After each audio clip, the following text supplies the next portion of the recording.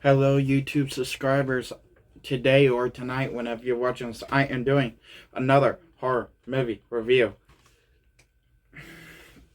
I've been lazy. I know. I've been lazy on my reviews, videos. I've been lazy on the side of worried about a few things that's happening in my life. So I've been putting that first before my reviews, before you guys, which I'm totally sorry. But here I am, hopefully to get back on track. Hopefully.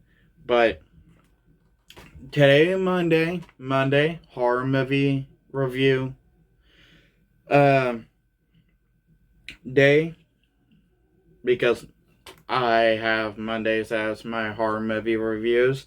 So, today, if you guys couldn't tell by the title, is Hellraiser, the very original. That's directed by Clive Barker. Forgive me for not saying it right, but by Clive Barker. Sorry for butchering that name. But the original Hellraiser. The original. Now, I just watched it. I just finished watching it. It's not my first time watching it. I actually watched it on Tubi before I bought the very first one, and Tubi also had the second one, so I also figured to watch the second one as well on the same day I first saw the first movie, which first time watching Hellraiser, it wasn't my it didn't I didn't fully understand it of what it was the feeling, the whole purpose of Hellraiser until I watched it again. So but overall, did I also like the second one along with the first one? Yes. After I rewatched what the first, before I jumped into the second movie, and because I didn't want to jump in, even though I didn't fully grasp of what the first movie was about. Like the feeling, I knew what it was about. I understood that part of what it was about, but I didn't grasp like the feeling of the whole entire movie, the darkness and stuff like that. So I rewatched the first movie before watching the second movie. But when I did, I still enjoyed the second movie for what it was. Did I like how they left it open? No, I did not. I thought that was not really needed. I didn't really think how when they left it open for another movie. I thought it was really stupid because I thought just with part 1 and part 2 of Hellraiser, it was perfect enough. And then when they did the third movie, did I watch the third movie? Yes. And honestly, I had to say I totally hate how they totally just butchered.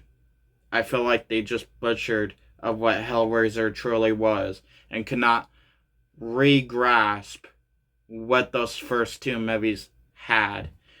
But anyway, on side of liking the first movie, yes, I did like the second movie. So, but overall, as I'm letting you guys know up ahead, yes, I did like this movie, the very first movie. Did I like the second one? Yes. Did I think about getting the second one? Yes, but also no, because I felt like if I don't know, I feel like getting the second one It's good. I like its purpose. I like how it continued and kept that same original feeling. But I just felt like there was just something there that didn't fully get my attention as much as the first one did. Like I like how I do agree that how less they focus on the Cenobites and just focus on the humans that actually play with the puzzle box. And basically it starts off with this showing a seller selling the box to a guy, and we see the guy playing with the box later on, and um and then being chained and ripped apart. See a little bit of the Cenobites and the shadows, and then jump to our the rest of the three main characters, um, Christine, her dad, and her stepmom. Okay, obviously her stepmom, the whore, because her and her brother-in-law slept together, and she had this issue with the brother because since he slept with her, she felt like he abandoned her, and since the husband wanted to move back, um, he that he decided the house that his brother got killed in, but he didn't think, but nobody thought that he got killed. They just thought he's still on the road somewhere hiding, or in jail. Which, okay, in jail, not that far off. I mean, he was in hell, being tortured. Um, but um, the time that we do get with the Cenobites, are they really a villain in horror history? No.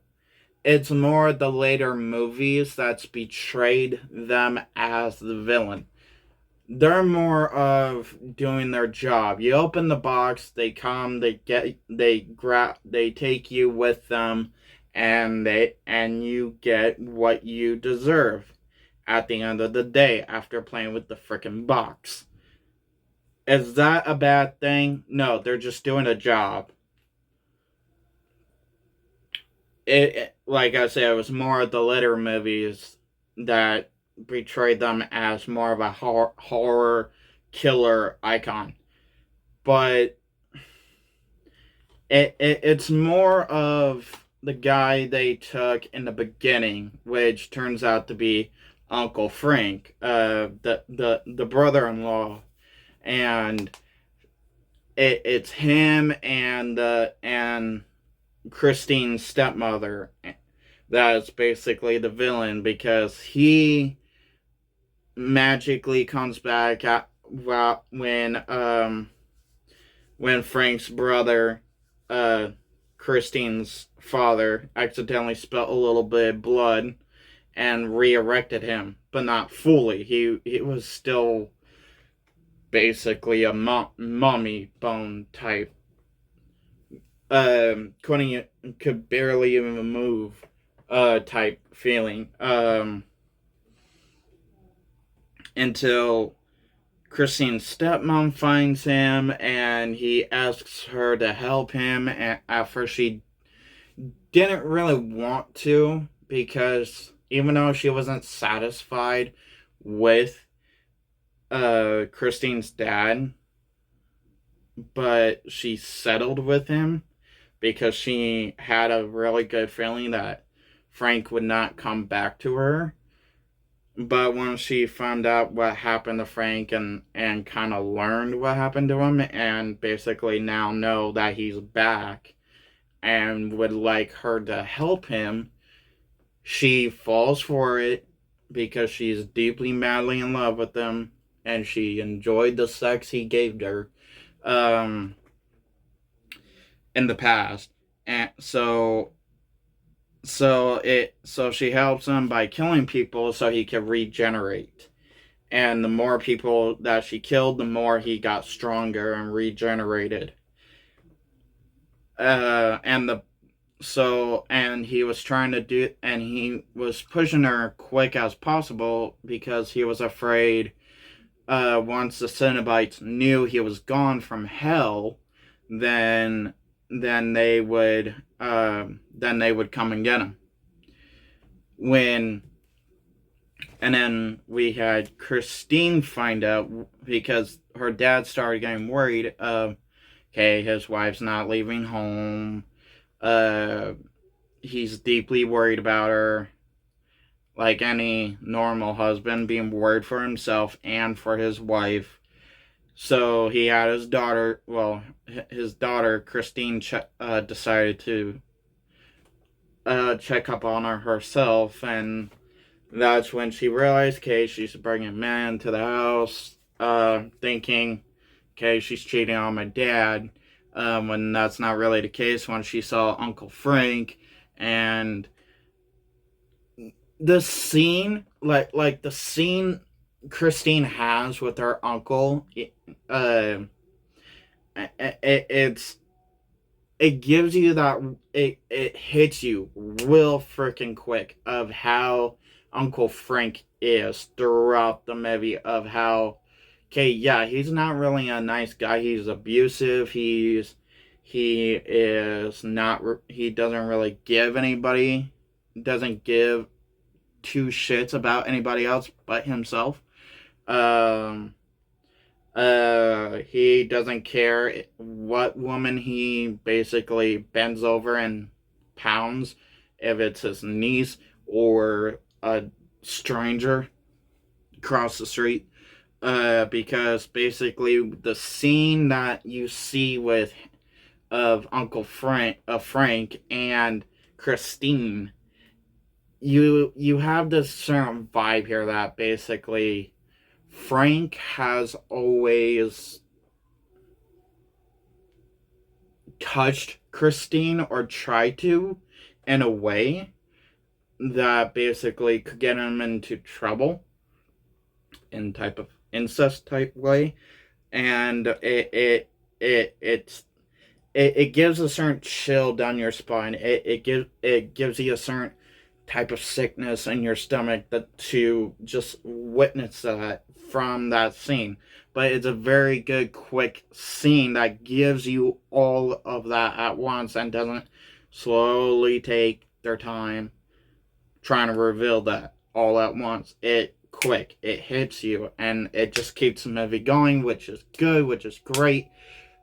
And then but Christine takes the box from her uncle, realizes what the box is, meets the Cenobites, and right when she meets the Cenobites, that's when we first hear them talk. And when we get to see them again, it's the third time we actually get to see them in the movie.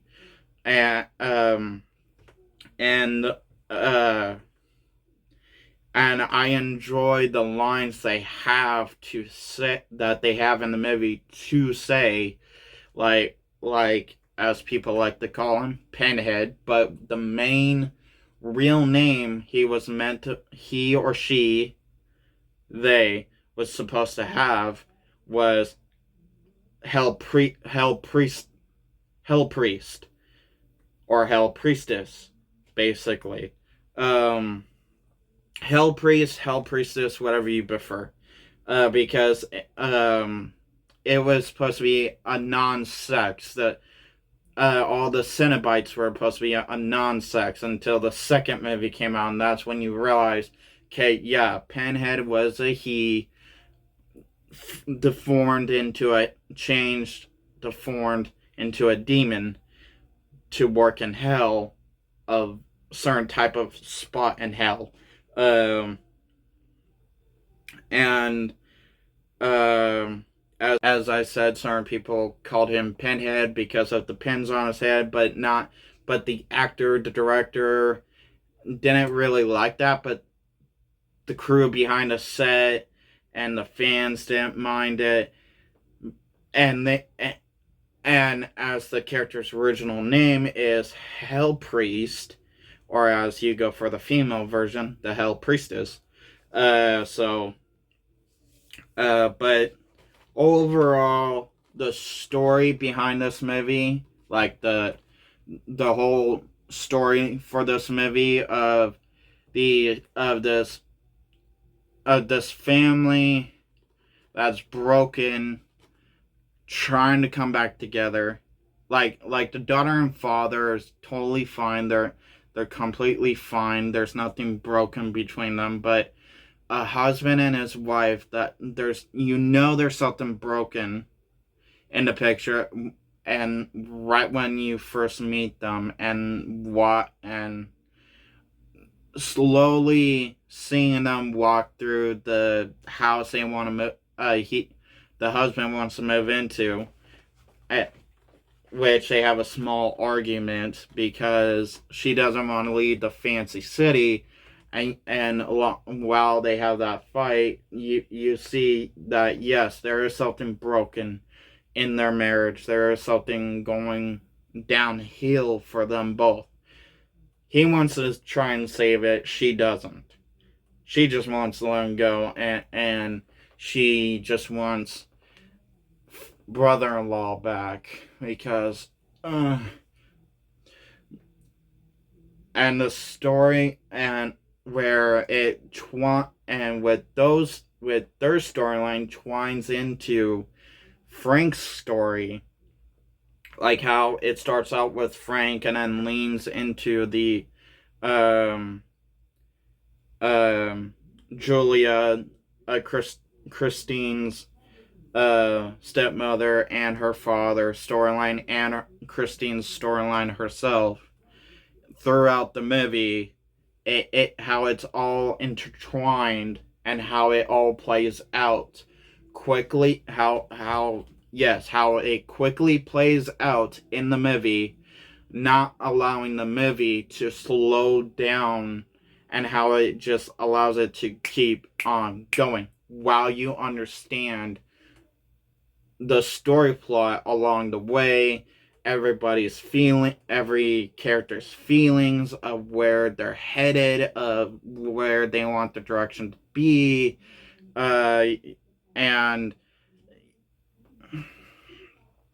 even with the Cenobites, even though you get like 4 scenes with each Cenobite, you understand their feelings, their direction, the way they are, without just having a big chunk of the movie with them in it.